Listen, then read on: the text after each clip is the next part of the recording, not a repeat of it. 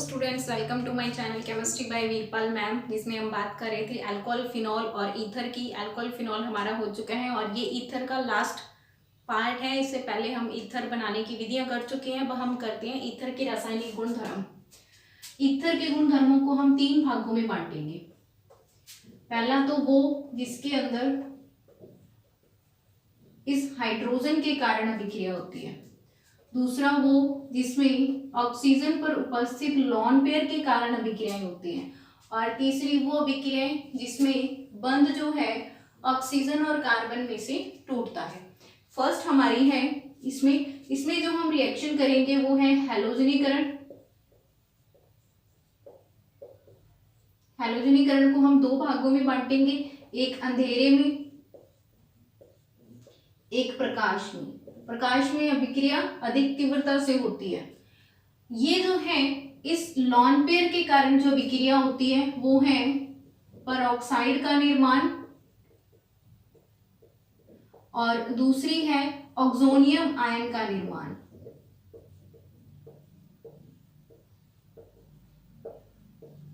Next है इसके कारण जो हमारी अभिक्रियाएं होती हैं उसमें फर्स्ट है हैलोजन अम्लों से अभिक्रिया HX और दूसरी है जल अपघटन।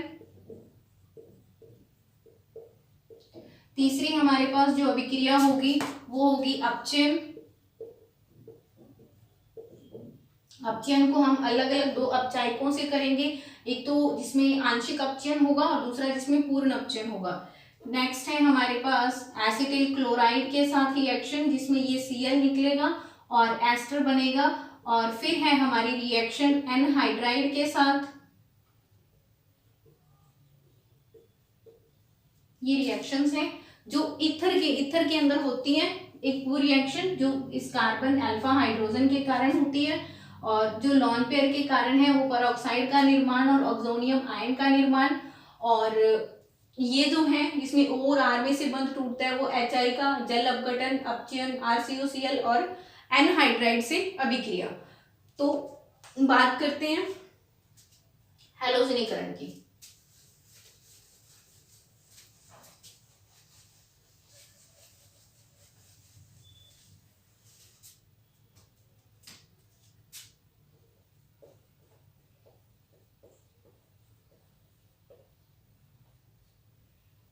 हैलोजनीकरण मतलब हैलोजन का जुड़ना। जैसे हमने लिया CH3 CH2O CH2 CH3, ethoxy ethane या डाई एथिल ईथर। इसकी रिएक्शन हमने करवाई Cl2 से अंधेरे में। क्या होगा, अल्फा हाइड्रोजन जो है ये इसमें ये अल्फा हाइड्रोजन है, ये अल्फा कार्बन है, इसके साथ ये भी कार्बन जुड़ा हुआ तो ये भी अल्फा कार्बन है और ये अल्फा हाइड्रोजन है। पहले एक अल्फा हाइड्रोजन जो है प्रतिस्थापित होगा, फिर दूसरा अल्फा हाइड्रोजन प्रतिस्थापित हो जाएगा। देखो फर्स्ट टाइम रिएक्शन होगी तो क्या बनेगा, CHO CH CH3, एक H हटकर उसकी जगह लग गया Cl और दूसरा H वैसा का वैसा है हमारे पास। इसको हम कह सकते हैं alpha chloro die ethyl ether. दूसरी लेते हैं, फिर अंधेरे में Cl2 से रिएक्शन करवाएंगे, एक H निकल जाएगा यहाँ से, एक Cl के साथ माइनस HCl के फॉर्म में, ये भी माइनस HCl की फॉर्म में, और ये बन गया CH3 CHCl O CHCl और CH3। दोनों अल्फा कार्बन जो हैं, दोनों अल्फा कार्बन के साथ जो हाइड्रोजन थे, मतलब जो अल्फा हाइड्रोजन थे वो प्रतिस्थापित हो गए। तो ये क्या हो जाएगा, alpha alpha die chloro die ethyl ether. अगर हम प्रकाश में रिएक्शन करवाएंगे सूर्य के प्रकाश में तो CH3 CH2O CH2 CH3 die ethyl ether सूर्य के प्रकाश में रिएक्शन होगी। तो सूर्य के प्रकाश में ये Cl2 अधिक एक्टिव हो जाते हैं, अधिक सक्रिय हो जाते हैं, जिसके कारण जितने भी हाइड्रोजन हैं वो सब हट जाते हैं। तो देखो हर कार्बन पर क्या आ जाएगा, Cl आ जाएगा। यहाँ 3 हाइड्रोजन थे तो 3 Cl, 2 हाइड्रोजन है 2 Cl, यहाँ भी 2 Cl और यहाँ 3 Cl। और इसको बोलते हैं पर क्लोरो डाई एथिल ईथर। सूर्य के प्रकाश में देखो कितने Cl आए हैं, 3 2 5 और 2 7 और 3 10 Cl तो जुड़ गए और 10 Cl इन H के साथ आकर बाहर हो गए, यानी कि टोटल 20 Cl है तो 10 Cl2 और बाहर क्या निकले 10 HCl। तो ये तो है हैलोजनीकरण, हैलोजन का जुड़ना। हैलोजनीकरण दो भागों में देखेंगे, एक अंधेरे में, दूसरा सूर्य के प्रकाश में। अंधेरे में रिएक्शन होगी, फर्स्ट टाइम रिएक्शन जो होगी इसमें एक अल्फा हाइड्रोजन प्रतिस्थापित हो जाएगा, दोबारा रिएक्शन करवाएंगे दूसरा अल्फा हाइड्रोजन प्रतिस्थापित हो जाएगा। अगर रिएक्शन सूर्य के प्रकाश में हो रही है तो क्या होगा, जितने भी हाइड्रोजन कार्बन के साथ जुड़े हुए हैं वो सारे हैलोजन के साथ प्रतिस्थापित हो जाएंगे और बनेगा पर क्लोरो ईथर।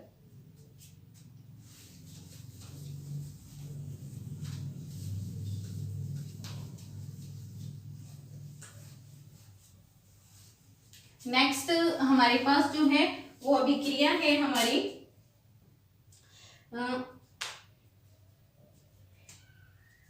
लोन पेयर के कारण।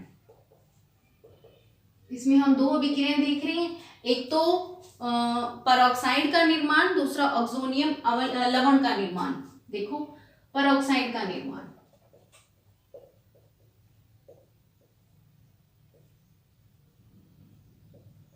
कैसे बनेगा, CH3O CH3, ये दो लॉन पेयर है। जब ये ऑक्सीजन के साथ या फिर ओजोन के साथ अभिक्रिया करते हैं तो एक ऑक्सीजन परमाणु इसके साथ आके जुड़ जाता है एक लॉन पेयर के द्वारा, उपसहसयोजक बंध बनते हैं। ये हो गया O और ये हो गया, तो ये क्या हो जाएगा, ether dimethyl ether peroxide. ठीक है, तो होगा ईथर परऑक्साइड।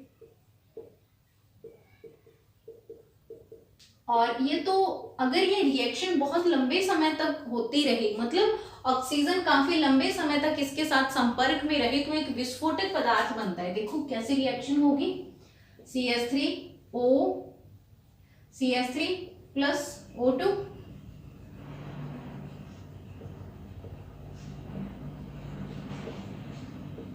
लंबे समय तक रिएक्शन होगी तो क्या होगा, CH3O C। अब इस C के पास 3 हाइड्रोजन है, इसमें से ये 2 हाइड्रोजन तो ये हो गए, तीसरा जो हाइड्रोजन है उसके साथ ये दोनों ऑक्सीजन आके जुड़ जाएंगे, हाइड्रो परऑक्साइड बन जाएगा। ठीक है, और ये विस्फोटक प्रकृति का होता है। अब देखिए ये तो हो गई हमारी परऑक्साइड का निर्माण, इसके अंदर ये इस लॉन पेयर के साथ रिएक्शन होती है इनकी। नेक्स्ट है हमारे पास ऑक्सोनियम आयन का निर्माण।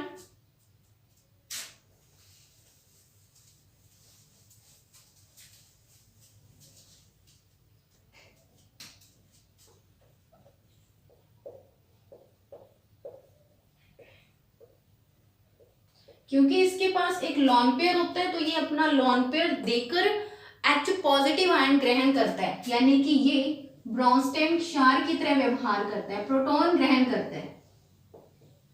देखो कैसे, ये ईथर है ROR, अगर इसकी रिएक्शन HCl से करवाएंगे तो लवण बनेगा OR, इसने अपना एक पॉजिटिव दिया, एक लॉन पेयर दिया और H पॉजिटिव ग्रहण किया और Cl नेगेटिव, तो ये ईथर ऑक्सोनियम क्लोराइड बन गया।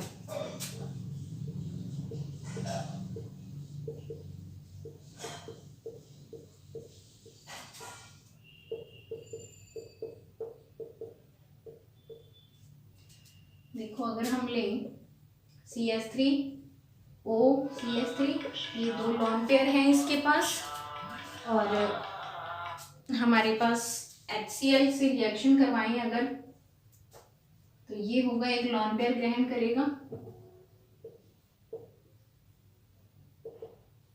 एक H पॉजिटिव लिया और ये Cl नेगेटिव, तो क्या हो जाएगा, dimethyl ether oxonium chloride. अगर H2SO4 से रिएक्शन करवाएं तो CH3 प्लस H2SO4 तो क्या होगा, ये H2SO4 H पॉजिटिव आयन देगा जो ये लॉन पेयर ग्रहण करेगा, और ये बन जाएगा ये पॉजिटिव H और ये CH3 HSO4 नेगेटिव, और ये बन जाएगा dimethyl ether oxonium hydrogen sulphate. ठीक है, ये ऑक्सोनियम आयन बनेगा, ये dimethyl ether oxonium chloride, और ये dimethyl ether oxonium hydrogen sulphate बन जाएगा। तो ये ब्रोंस्टेन क्षार की तरह व्यवहार करता है, लेकिन ये लुईस अम्लों के साथ भी रिएक्ट करता है क्योंकि इसके पास ये लॉन पेयर है। तो देखो लुईस अम्ल, जैसे हमने BF3 लिया, ये हमने ईथर लिया, और ये BF3 लुईस अम्ल है, और यहाँ ये किसकी तरह व्यवहार करेगा, लुईस क्षार की तरह। देखो ये बनेगा ROR यानी कि ईथर, और इसने अपना लॉन पेयर दिया, तो नेम क्या हो जाएगा, ट्राईफ्लोरो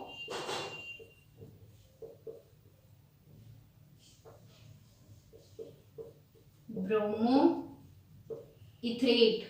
पहले तो ये देखते हैं, हैलोजन अम्ल HI, HBr और HCl है। इन्हें इनकी अभिक्रियाशीलता के क्रम में देखें तो सबसे ज्यादा अभिक्रियाशील वो है जो आसानी से जिसका बंध टूट जाएगा। तो अब देखिए इन दोनों की अगर हम बात करें तो I का आकार सबसे बड़ा है Br की तुलना में और Cl की तुलना में।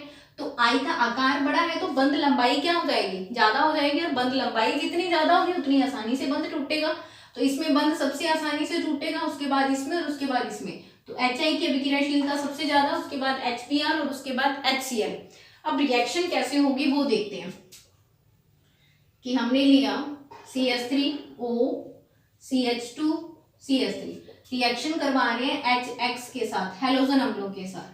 तो हैलोजन अम्ल है, HX टूटेगा, क्या देगा, एक H पॉजिटिव एक Cl नेगेटिव। जैसे HCl टूटेगा तो H पॉजिटिव Cl नेगेटिव देगा, HBr टूटेगा तो H positive Br negative, HI टूटेगा तो H पॉजिटिव I नेगेटिव देगा। वैसे ही H पॉजिटिव और X नेगेटिव बनेगा, X की जगह अगर मैं I लगा दूं तो रिएक्शन कुछ ऐसी होगी। देखो यहां से H पॉजिटिव टूटा और उसने इस H पॉजिटिव ने इसके लॉन पेयर पर अटैक किया, क्योंकि पॉजिटिव है वहां अटैक करेगा जहां इलेक्ट्रॉन घनत्व ज्यादा दिखेगा। तो CH3O CH2 CH3, यहां बन गया H पॉजिटिव, ये आ गया प्रोटॉन, पीछे क्या निकला I नेगेटिव, ये निकल गया। अब सेकेंड स्टेप में I अटैक करेगा, इस स्टेप में I अटैक करेगा, लेकिन कहां अटैक करेगा, जहां उसे त्रिविम बाधा कम से कम दिखाई देगी। त्रिविम बाधा का मतलब क्या है, जहां एल्किल समूह कम से कम दिखाई देंगे। देखो एल्किल समूह की प्रवृत्ति होती है कि वो उसे घेर के रखते हैं। जैसे यहाँ क्या होगा कि अगर इस ऑक्सीजन ने यहाँ से इस बंध से इलेक्ट्रॉन लिया तो यहाँ इस पर बन जाएगा पॉजिटिव चार्ज। अगर वो यहाँ से इलेक्ट्रॉन लेकर जाएगा तो इस पर पॉजिटिव चार्ज आ गया। पॉजिटिव चार्ज आया मतलब यहाँ बना कार्ब धनायन। इस कार्ब धनायन पर अब ये I नेगेटिव अटैक करेगा और इसकी बैक साइड से अटैक करेगा। जहां से ये ऑक्सीजन निकलेगा उसकी बैक साइड से ये अटैक करेगा। मतलब कि अगर इस CH3 को यहाँ लिखें तो इस तरफ से I नेगेटिव अटैक करेगा, लेकिन यहाँ तो त्रिविम बाधा है जो इसे आसानी से अटैक नहीं करने देगी। और अगर ऑक्सीजन यहाँ से बंध लेके जाता है, ऑक्सीजन यहाँ से बंध लेके जाता है तो I इसकी बैक साइड से अटैक करेगा। यहाँ तो कोई त्रिविम बाधा नहीं है तो यहाँ से अटैक करना आसान हो जाएगा।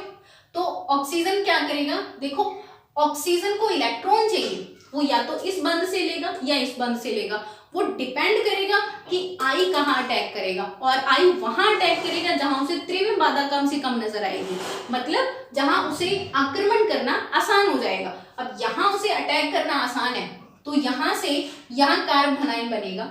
और कार्ब धनायन कैसे बनेगा, ऑक्सीजन इस बंध के इलेक्ट्रॉन लेकर चला जाएगा। जैसे ही ऑक्सीजन ने इस बंध के इलेक्ट्रॉन लिए, यहाँ पॉजिटिव चार्ज आया, वैसे ही I नेगेटिव इस पर अटैक कर देगा और क्या बन जाएगा, CH3O CH3 के साथ आ गया, CH3 के साथ I जुड़ गया, प्लस इस CH3 CH2 के साथ आ गया H, यानी कि ये यहाँ से इलेक्ट्रॉन ले गया, पॉजिटिव चार्ज खत्म हो गया और क्या बन गया CH3 CH2 OH और CH3 I। अगर HI आधिक्य में है तो ये रिएक्शन आगे कंटिन्यू होगी और ये अटैक करेगा, HI अल्कोहल पर अटैक करेगा और देखो क्या बनाएगा, CH3 CH2 OH lone pair. फिर से HI ने अटैक किया तो फिर से क्या हुआ, H पॉजिटिव बाहर हुआ, वो वहां अटैक करेगा जहां इलेक्ट्रॉन घनत्व ज्यादा है, CH3 CH2 OH positive charge oxygen पर। अब यहाँ अटैक करेगा I नेगेटिव, यहाँ से तो I नेगेटिव बाहर हो गया, इस केस में अटैक नहीं होगा, सेकंड केस में I नेगेटिव अटैक होगा। अब देखो यहां से ऑक्सीजन बंद लेकर चला जाएगा, बंद के इलेक्ट्रॉन लेकर चला जाएगा, इस पर कारक धनायन बना। जैसे ही ये कारक धनायन बना I नेगेटिव इस पर अटैक कर देगा, CH2I प्लस OH ये बन जाएगा। नेक्स्ट ये तो देखो एक तरफ है 1 डिग्री, ये भी 1 डिग्री है। अगर 2 डिग्री एल्किल हो, एल्किल समूह हो तो रिएक्शन कैसे होगी वो देख लेते हैं। चलो यही देखते हैं कि ये ईथर है, एक तरफ 2 डिग्री एल्किल समूह जुड़े, ये 2 डिग्री हो गया, ये H और इधर हो गया CH3, इस पर अटैक करवाया हमने HI का, रिएक्शन होगी, यहाँ लॉन पेयर है तो H पॉजिटिव इस ऑक्सीजन पर अटैक करेगा, CH3O और इस कार्बन पर 2 मैथिल समूह जुड़े हैं और यहां बन गया H पॉजिटिव, ये लो। अब यहां से निकला था I नेगेटिव, बाहर हुआ था, अब यहाँ I नेगेटिव अटैक करेगा, जुड़ेगा। अब देखो I नेगेटिव कहाँ जुड़ेगा, जहां उसे त्रिविम बाधा कम से कम नजर आएगी। अगर इस कार्बन पर I नेगेटिव का अटैक होता है तो यहाँ 2 त्रिविम बाधा है, तो वो I नेगेटिव इस कार्बन पर अटैक करेगा, यानी कि बंद ऑक्सीजन जो है इस बंद के इलेक्ट्रॉन लेकर जाएगा और क्या बन गया देखो, CH3 और फिर C और इस C पर एक CH3 है और ये H और OH प्लस क्या बना, प्लस हमारे पास ये CH3 आया और इसके साथ जुड़ गया I, एल्किल हैलाइड। यानी कि ध्यान रखना है कि एल्किल हैलाइड के अंदर हैलोजन आयन वहां अटैक करेगा जहां त्रिविम बाधा कम होगी, लेकिन वो केवल 1 डिग्री और 2 डिग्री के केस में होगा। जहां ही 3 डिग्री एल्किल समूह आ गया वहां रिएक्शन चेंज हो जाएगी।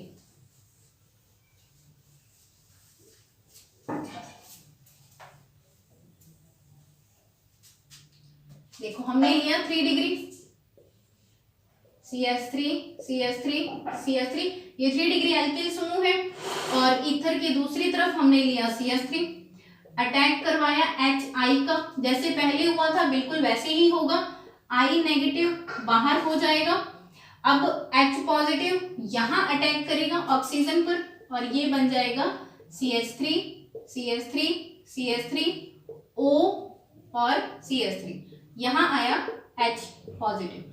अब देखो क्या होगा, यहाँ जो है इस कार्बन पर 3 मैथिल समूह हैं, ये 3 मैथिल समूह क्या करेंगे, इस कार्बन पर इलेक्ट्रॉन घनत्व को बढ़ा देंगे और इलेक्ट्रॉन घनत्व बढ़ जाएगा तो ये कार्बन समूह इस बंद के इलेक्ट्रॉन को जाने देगा और यहाँ इसने जाने दिया तो यहाँ एक चीज तो बन गई CH3OH और दूसरा बना कारक धनायन, 3 डिग्री कारक धनायन। अब देखो यहाँ कारक धनायन बन गया तो ये क्रियाविधि है SN1, 3 डिग्री में क्रियाविधि होगी SN1, 1 और 2 डिग्री में क्रियाविधि होगी SN2। बस यहाँ सिर्फ आपको SN1 और SN2 का ध्यान रखना है। एल्किल हैलाइड जब चैप्टर होगा तो उसमें SN2 और SN2 क्या है, SN1 क्या है, उसको हम बहुत डिटेल से पढ़ेंगे। ये कारक धनायन बन गया। अब कारक धनायन बनने के बाद अब यहाँ I का अटैक होगा, इससे पहले कारक धनायन नहीं बना था, हमने बीच में किसी भी स्टेप में कारक धनायन शो नहीं किया था। यहाँ कारक धनायन बनेगा और अटैक होगा I नेगेटिव का और I नेगेटिव इस कार्बन पर अटैक करेगा और CH3 CH3 CH3 I, alkyl halide. इससे पहले जो हमने किए थे, यानी कि ध्यान रखना है कि 1 डिग्री और 2 डिग्री में हैलोजन जो है वो वहां आक्रमण करेगा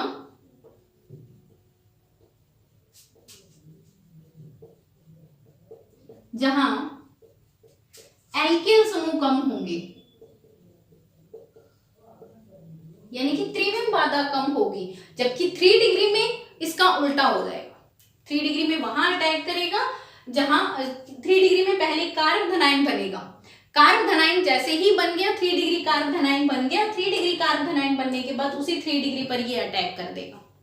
तो ये तो है हमारे पास HI से अभिक्रिया, HX से अभिक्रिया, बहुत इंपॉर्टेंट है ये रिएक्शन, हैलोजन अम्लों से अभिक्रिया।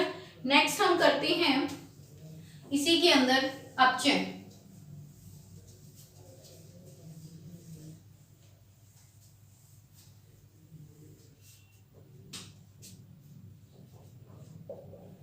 अपचयन को हम दो अलग अलग अपचायकों से देखेंगे। एक तो हमने देखा सोडियम अमोनिया के साथ, और दूसरा हम देखेंगे रेड फास्फोरस और HI के साथ। सोडियम के साथ अमोनिया जब हमने लिया तो रिएक्शन क्या होगी, यानी कि यहाँ होगा आंशिक अपचयन, और जब हमने रेड फास्फोरस और HI के साथ लिया तो वहां होगा पूर्ण अपचयन। देखो कैसे, CH3 CH2 O CH3 CH2, हम कर रहे हैं इसका अपचयन किसकी उपस्थिति में, सोडियम और अमोनिया के साथ।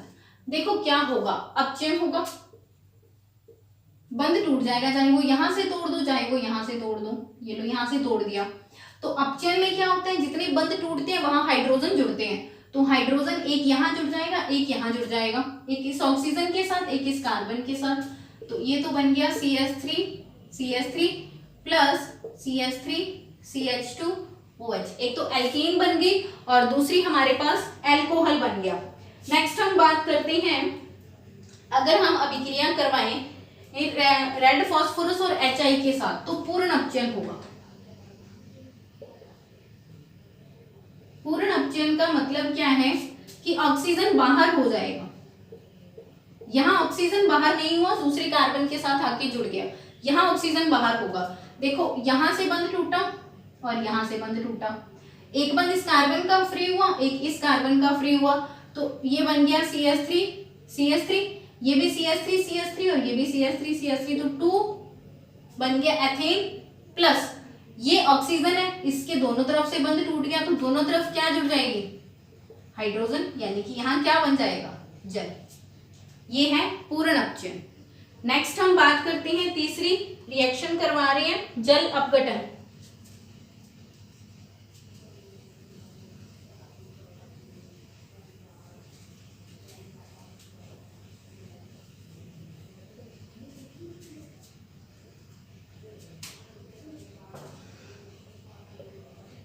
ROR ईथर है, जल अपघटन करवा रहे हैं डाइल्यूट H2SO4 की उपस्थिति में, तो रिएक्शन देखो क्या होगी, ये बंध टूट जाएगा, ये HOH है, ये बंध टूट गया,